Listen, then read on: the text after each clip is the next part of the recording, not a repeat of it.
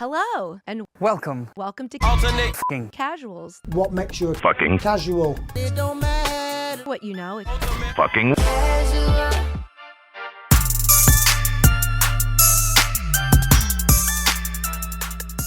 All right, let's fucking do the thing here.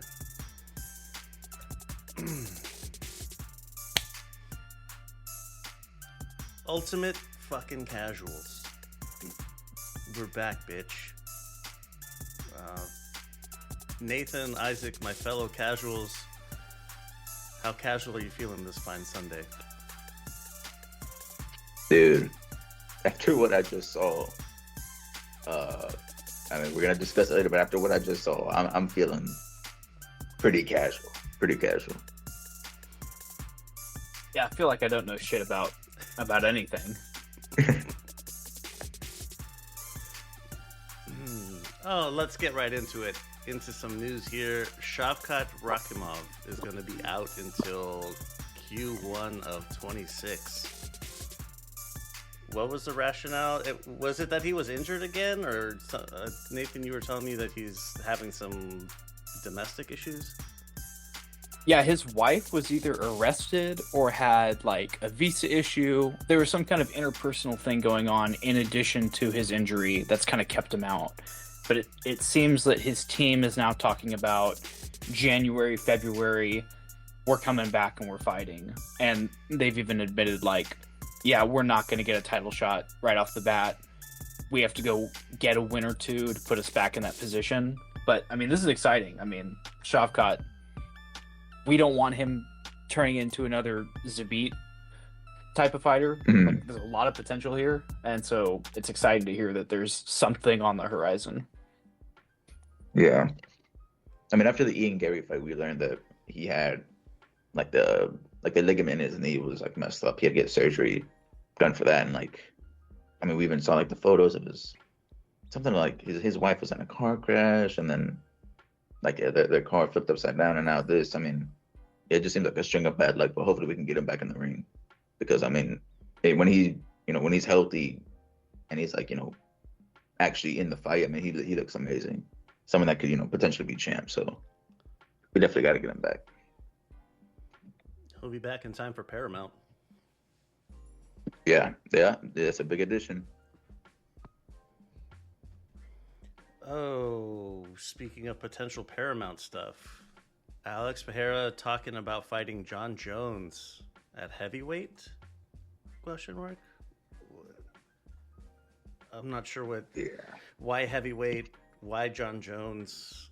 Well, the heavyweight part makes sense, but what is it? Why John Jones? Yeah, I mean, this is just. I mean, I think he wants because it's like a mega fight. Plus, like John Jones. I mean, he is like one of the best fighters of all time in the UFC, based on what he's accomplished. His light heavyweight run was insane. I mean, all time. I mean, he's like, if you can excuse like the PED stuff, like he is minimum like top 2, top 3 fighters of all time in the UFC. So it's one. Obviously, he's a good bit past his prime. But yeah, I mean, this is just a mega fight. I mean, John Jones is a pretty big American star.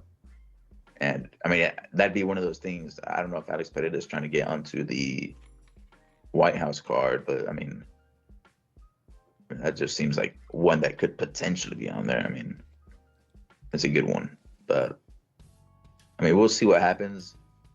I feel like they have to give Alex Pereira the chance at either Jones or Aspinall. Aspinall has the title right now, but I think name value wise, Jones is probably bigger. Especially with like everything that's been going on like the past few years with him. Is AP the kind of star in the UFC? I know these have rarely existed, but has he reached the level where he can just call his shot? Or do you think that if the UFC said, no, but here's a contract to fight Aspinall, he would take it? If he was given the Aspinall card at the White House event, he would probably say yes, right? Yeah. I mean, he's done before, like even on short notice with injuries. But he has done a lot for the UFC, like stepping in, like to cover cards, like pretty big cards. So like he's done it he's done his fair share for the company. So it's one of those things I think the UFC would be willing to like give him leeway and like, you can choose a fight. But even if they didn't and like they told him no, but would you fight Aspinall? Like I have no doubt in my mind that Alex Pereira would say yes to that. Like he says yes to pretty much everything. You think they might be trying to bank shot, or that AP is trying to bank shot, like by calling out John Jones to get the no specifically, so that they would offer him Aspinall instead? I mean, maybe, but it just feels like, I mean, the UFC, we always talk about like opportunities that let slip by. Like, last time we were talking about potentially letting, Islam and Ilya fall through the cracks. And I mean, Ngannou, Jones, Ngannou, Aspinall. Like it's one of those things you have to get Alex this shot in the heavyweight division. I mean, he's, Father Time is going to beat him eventually. So you want to try to get him in there somewhat quickly. If he can get a, I know Jones doesn't have the title right now, but even if he gets the win over John Jones, I mean, this would just be an insane career, and he would have completed it in such a short time. Like it's one of those things that you have to give him this chance at creating that legacy, because it means more. It's not just about him. It means more for the sport as well. Like it's a generational run. Like you can't just let that stuff like slip by. Speaking of generational runs, how would it affect his legacy if he decided to box? It only affects his legacy if he wins. Like, if he were to somehow secure a fight against Usyk and get knocked out, like Ngannou did, he's still a Hall of Famer. He's still one of the best combat sports athletes of all time. But if he wins, he's in a true no-lose scenario there, because he has every excuse if he loses. And if he wins, he actually is the best combat sports athlete of all time. Yeah. I mean, it would be... I mean, they'd have to get a statue of this dude somewhere if he manages to beat Usyk, because that would just be, like, it would be almost unbelievable. Like, to the point where I would be questioning, like, am I watching, like, an AI feed or, like, what's going on? Because is this reality? It just seems like unbelievable. I mean, the odds, if I was Vegas, I'd be putting the odds, like, super in favor of Usyk. Because, I mean, it's just, I mean, I'm not saying Alex is not a good fighter and all, but it's just not his sport. We're talking about pure boxing. Usyk is, a generational boxer, and you're like tossing Alex into Usyk's game. And it's just, I mean, I don't think that would go down well. But I mean, like Nathan said, it's not going to change. Like even if Alex gets splatted in one round, it's not going to change like what he's accomplished. I mean, it's just not his sport. It obviously is for like just a paycheck. It's not really going to affect his legacy. I really wouldn't think much differently of him. It'd be one of those things like he only stands to like gain and not lose. What about Topuria boxing? Because he's been talking about it as well. And he's at 155, so the analog being 154 on the boxing side of the house. Of the champions there, I don't see him having a really good time with anybody. Yeah, I mean, could you imagine Boots versus Topuria? Man, that would be so bad. That would be devastating. Be so bad. Yeah. I mean as well, like even if you want to go like the comical version, like Fundora versus Topuria, that size difference would be hilarious. But I mean, it just seems like he's been talking about it for years. Topuria has, like, it just seems like it's going to happen. It's just a matter of when. I don't think it'll happen within the next like 3 years, but it just seems like he's been talking about it so much that it will happen at some point, even if it's just like an exhibition or something like that. All these guys weren't in a box. Topuria, I think, would have... I think he would have an easier time crossing over than AP would. But yeah. If I was him, I would definitely consider trying to drop, like, in weight. Yeah, but, go down to 147. You got some winnable fights there. Yeah, like, I mean, if we're talking about, like, Barrios versus Topuria, then we're getting more into the realm of something that's possible. I think he Uh, picked Taporia. yeah, I mean Barrios is definitely not good. As far as like champions go, I mean we saw how that Pacquiao fight went, but yeah, it just seems like it will happen. It's just a matter of when and with who.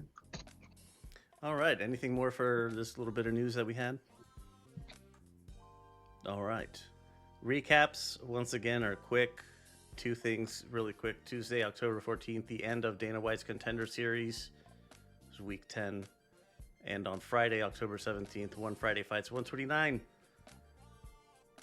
Too late to catch up, like to start watching Contender Series, but if you do want to see some brutal fights, you want to watch Friday Fights. I'm telling you. Saturday, October 18th, UFC Fight Night at the Rogers Arena in Vancouver.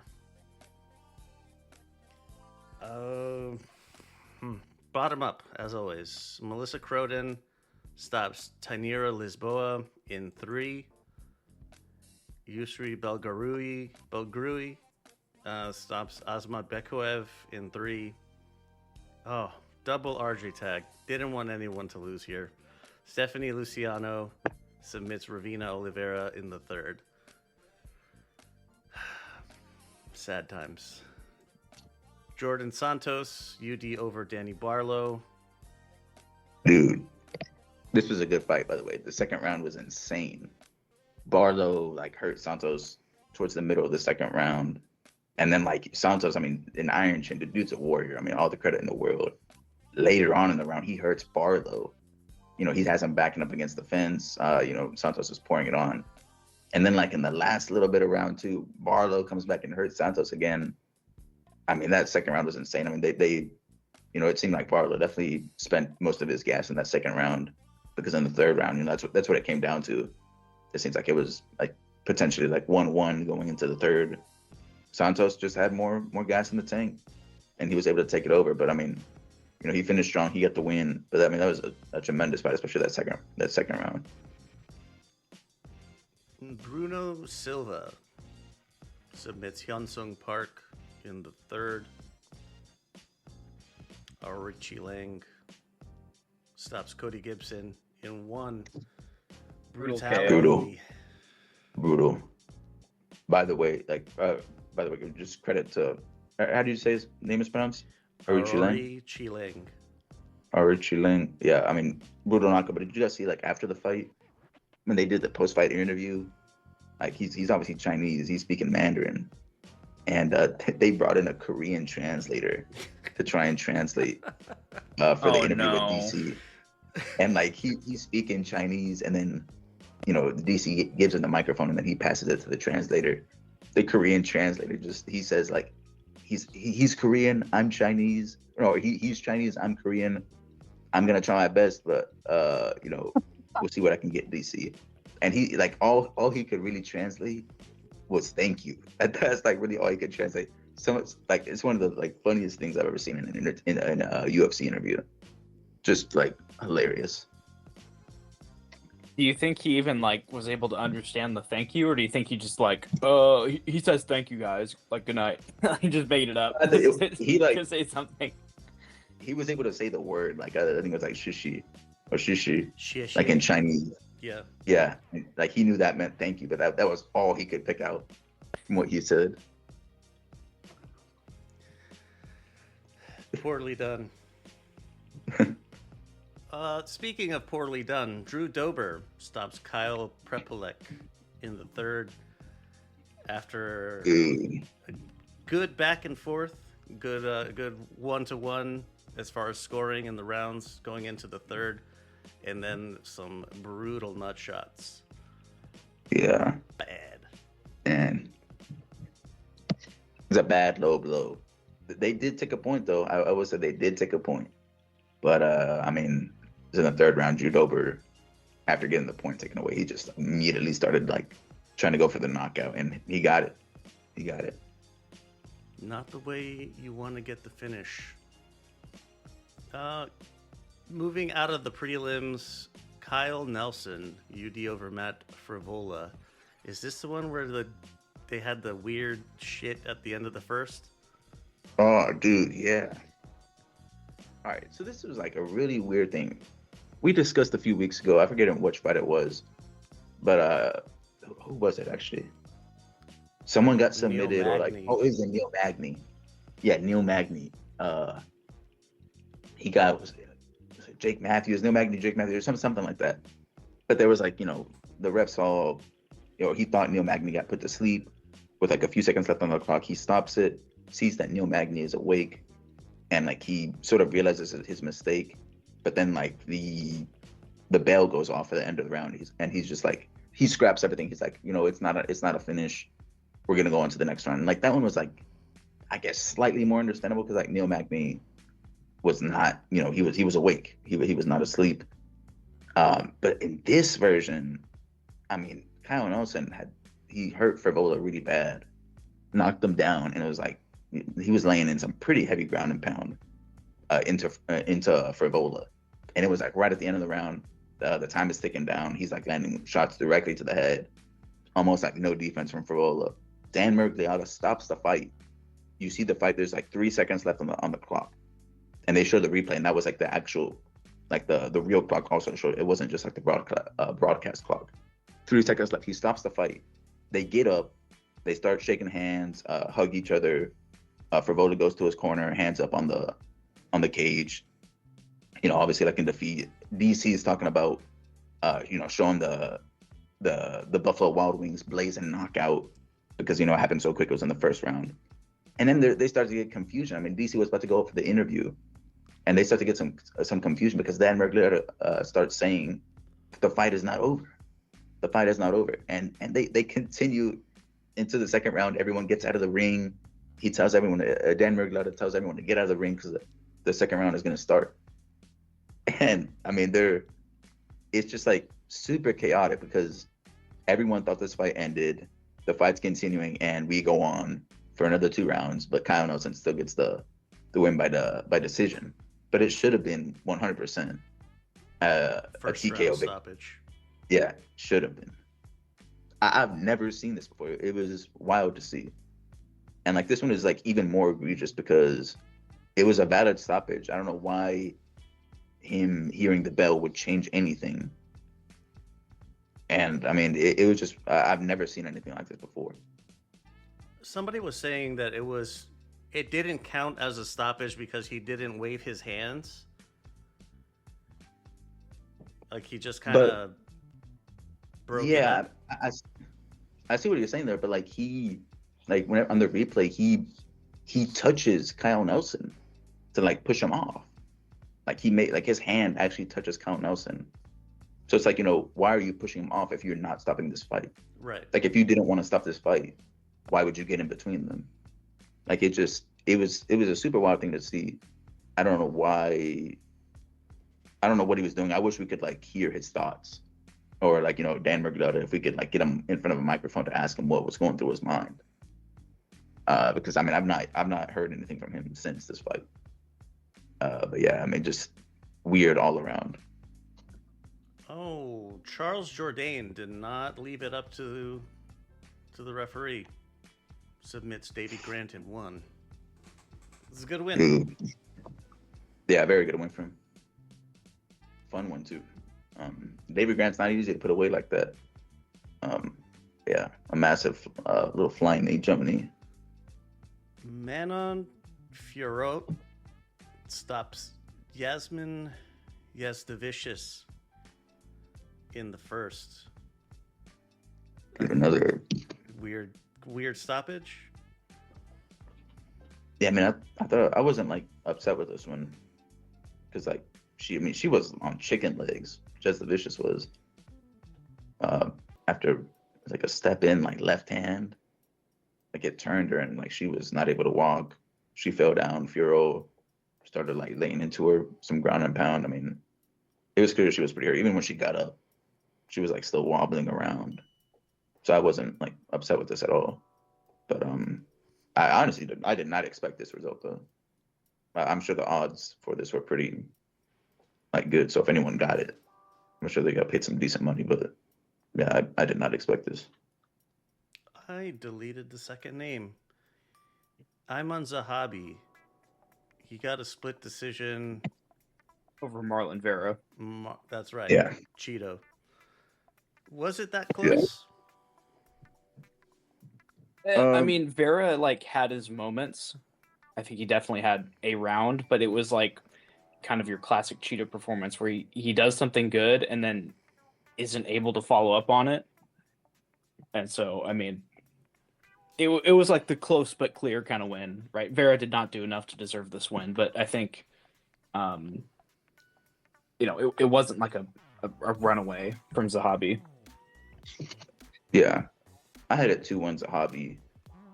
Vera was it like in the second round he dropped Zahabi, like pretty hard. But I just felt like in the third round, it felt like it really came down to the third round. First round was Zahabi, second round to Vera, and then in the third round it just seemed like Zahabi did a little bit more. But I mean, it was a close fight. I don't think I would have been like chanting like robbery if Vera won as well by 2-1. But yeah, I think this was a good decision here. Yeah, that was how I had it. It could have gone either way. Or I wouldn't have been fussed if it went the other way, I should say. But And devastating loss for Cheeto. He has been removed from the fighter roster on the UFC website. I don't know if he's actually been cut or if this is like we've had some that Fighter Watch Twitter that we get this information from has sometimes been wrong on like I think the same thing happened with McGregor. So I don't know if this is like he's officially cut and this is it or what, but he is 1-4 in his last 5. So like I mean he's trending downward. Damn. Yeah, I mean, I don't even know who he fights next, really. It's going to be pretty far down, though. But I mean, I think they said this is like a 7-fight win streak now for Zahabi? yeah, I wonder who they're going to match him up with next. I mean, because that's actually, 7 wins is, it's not easy to get. normally I would say Bautista in situations like this. Mhm.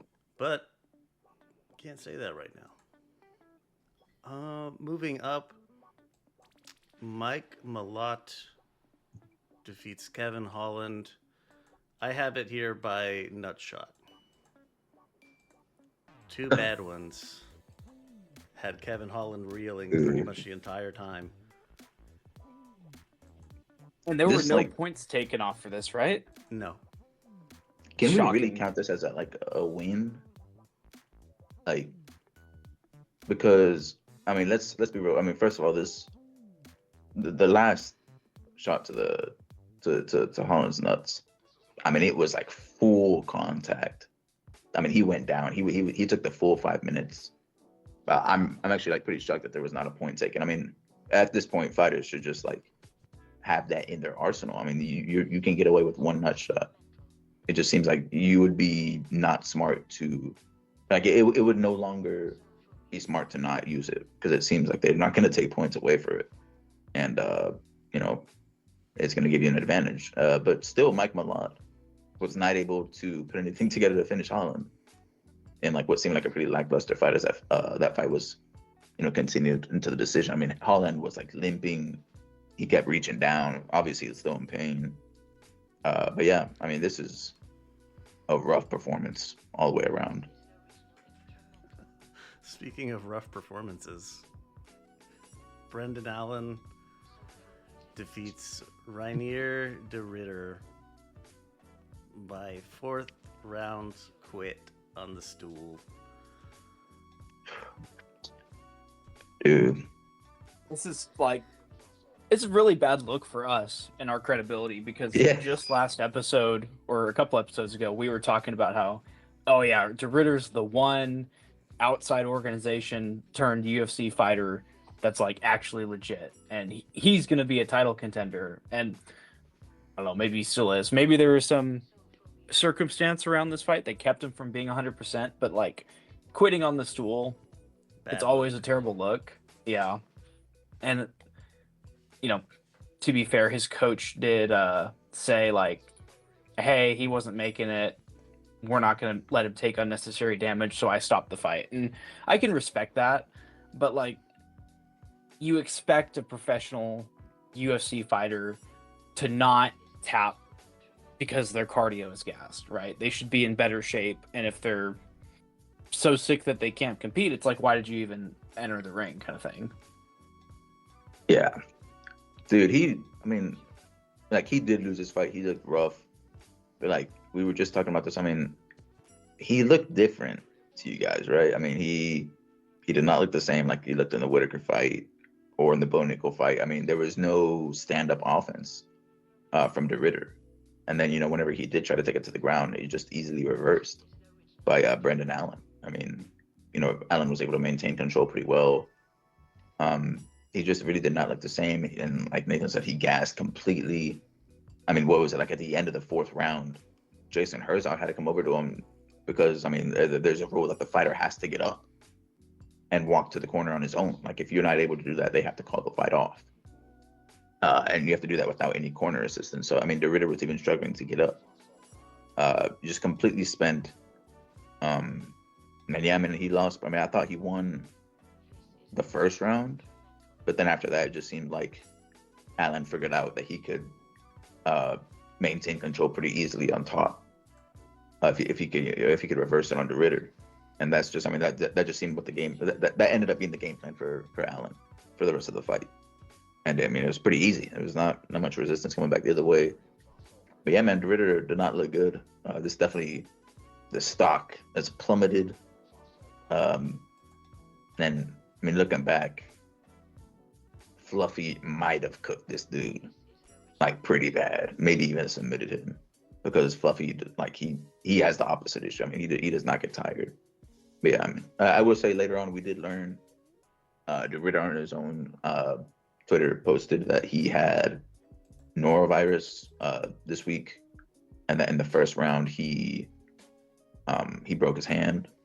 It's like, I mean, this like one of those things like Nathan said, if you have norovirus, something that is going to be super crippling to you, you're not going to have the gas tank necessary for a 5-round fight.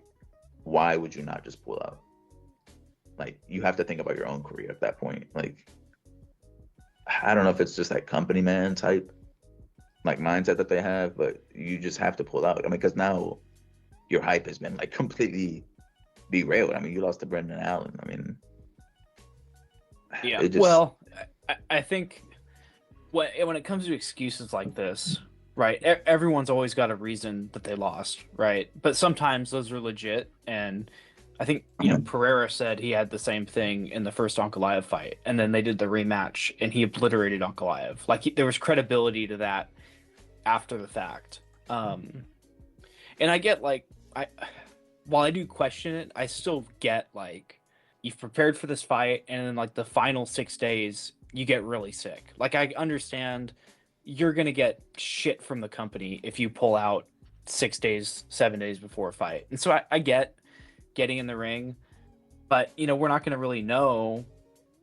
the true state of things until his next fight. Like we'll see if he completely looks different, right? His next performance looks way better, and he's able to go the distance and not look like this, then maybe there's credibility to what's happened here. But we won't know, I think, for another 6 months how good is this guy actually, right? Because we have the Whitaker fight before this where he looked really good against an admittedly past his prime Whitaker, and then it's the complete opposite where like you're questioning the guy's heart. He couldn't even he quit on his stool, and so I think we won't be able to make a full assessment until he gets another fight in, or maybe 2.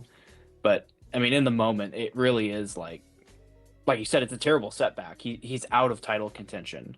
And he's going to have to win probably 3 more times before he's able to actually challenge for a title. Yeah.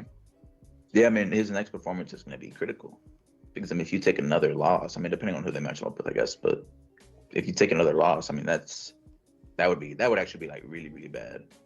Because it just, like, I mean, like you said, I mean, Alex came back after his loss to Ankalaev and just obliterated Ankalaev in the rematch. So it sort of validates like the excuse you have. But yeah, his next fight is going to be super critical. It's a must win. I got nothing to add. You guys both outlined it really well. Maybe a rematch with Brendan Allen on the return, if that's possible. Yeah, I mean, we'll have to see how I guess what the state of middleweight looks like whenever he does decide to come back. I mean, I'm assuming with the broken hand, he's gonna have to take some time off. But yeah, I mean, in the meanwhile, things are gonna move on without him. So it looks like it's gonna be Khamzat versus Imavov for the middleweight championship, and then Fluffy is still in the mix. Obviously, he'll probably have to fight one more time though. But yeah, it seems like the Ritter's probably gone to the back of the line as far as like those top dogs were concerned. What about Fluffy versus Brendan Allen? They just did that fight not that long ago, and Okay. Fluffy beat him, yeah, like pretty convincingly. So yeah, I mean, Fluffy's probably gonna get a top guy. I'm not sure who. I know Strickland was actually calling him out because he wants to. Strickland's kind of going. You can't tell what's a bit with this guy and what isn't, but he thinks he's the only guy who can fight and beat Khamzat. And so he's like, give me Hernandez, give me someone who's up and coming, and I'll prove that I'm better than them, and then I'll parlay that into a title shot. And I mean, Hernandez, I think, should accept that fight because the flip side is true for him. If he wins, he's maybe next in line after Imavov. Yeah, it'd be good to fight a good name value as well. Because I mean, I obviously he didn't do this fight. Maybe if he would have not gotten injured and fought the Ritter and beat him, maybe he would have a chance of getting the next title shot. But it doesn't look like that's gonna happen. So yeah, I mean, Strickland, that's a good show. That's good. Even I think Brendan Allen was even calling out Strickland. So yeah, but we'll see. The middleweight division is pretty interesting though, especially at the very top. There's a lot of movement going on at the moment. Hopefully, Khamzat doesn't take like a year to get back in and defend. Would be helpful to the Ritter, though, to work himself back into position if Khamzat's not defending. While Khamzat's not defending, I should say. Yeah, I mean, we'll see. I mean, historically, Khamzat normally takes off a decent amount between fights, but he promised that he's going to be active as a champion, so we'll see if that's true or not. Anything more for this Fight Night card? All right. Some notes in here. LVX Media Net, that's a social media handle everywhere. If you can't find it, chances are we don't have an account there.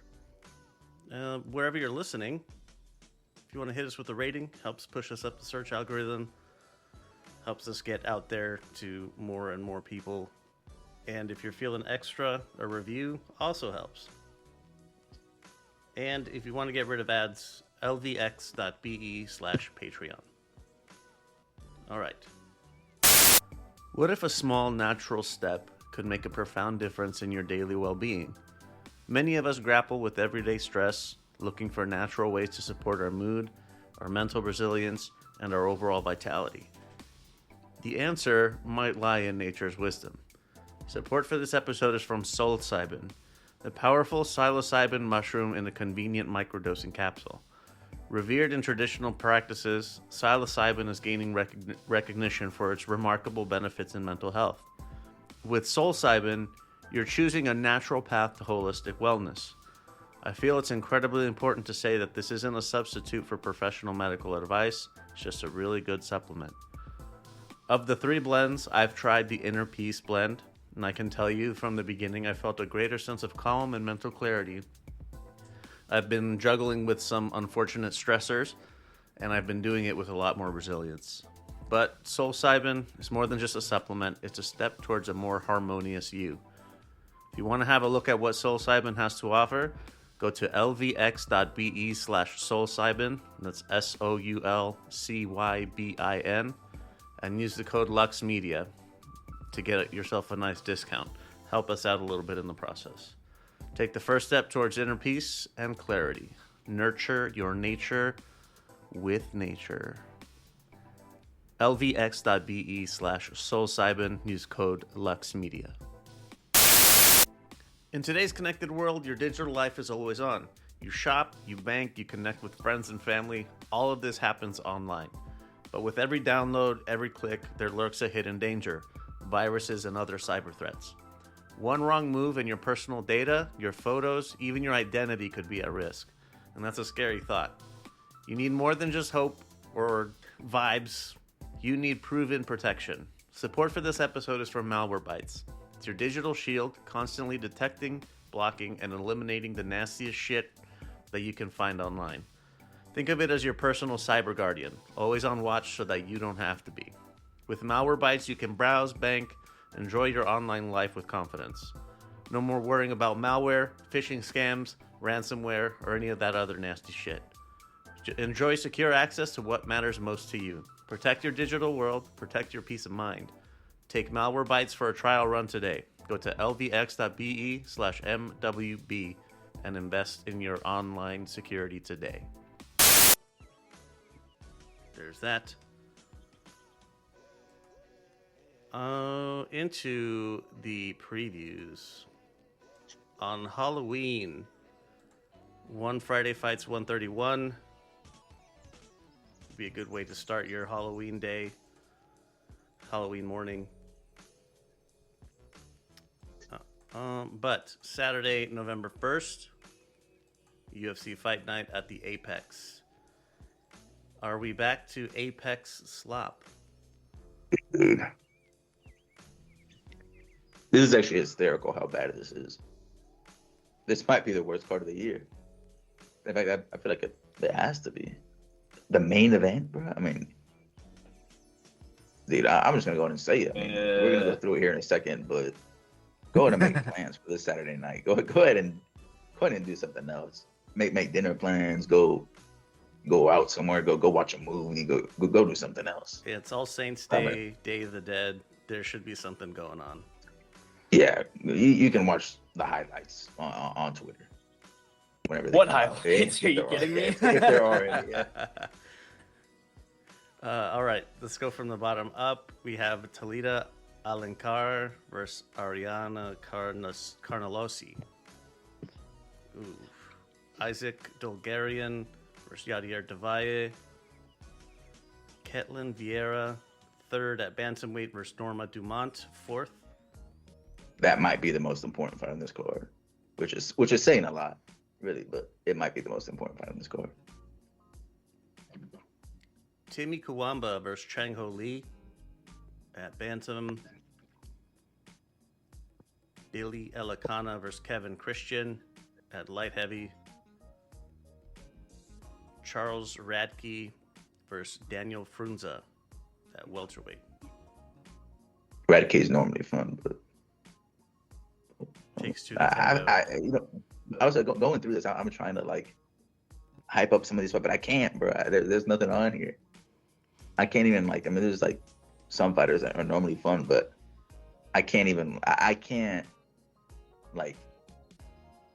it doesn't feel right recommending people to watch these fights. It doesn't feel right. Dante Johnson versus Nick Klein at middleweight. Alice Ardelean versus Montse Ruiz at straw. Alan Nascimento versus Rafael Estevam, 15th at flyweight.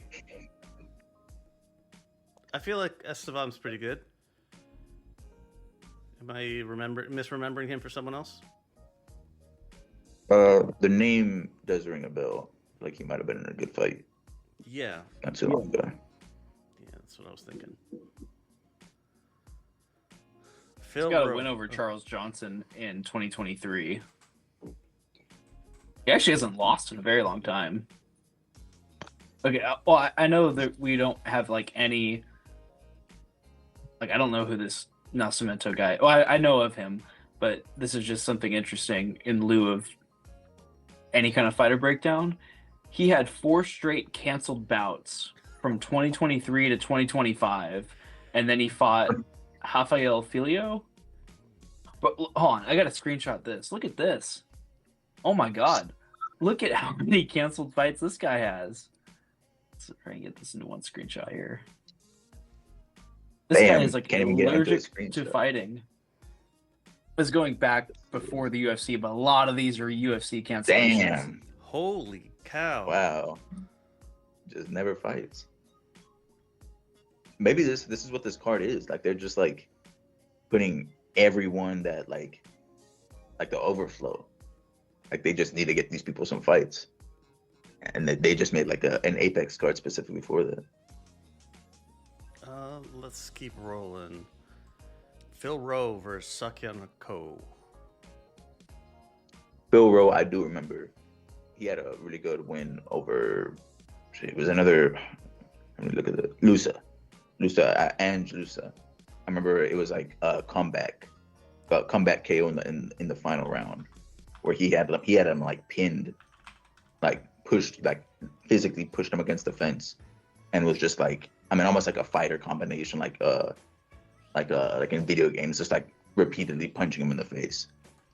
I do remember that, so we'll see if he can get another exciting victory this time. Waldo Cortez Acosta versus Ante Delia.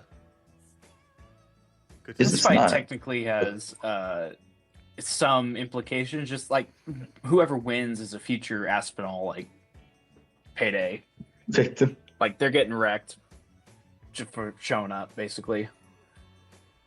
Wait, did Waldo Cortez Acosta, did he not like just fight?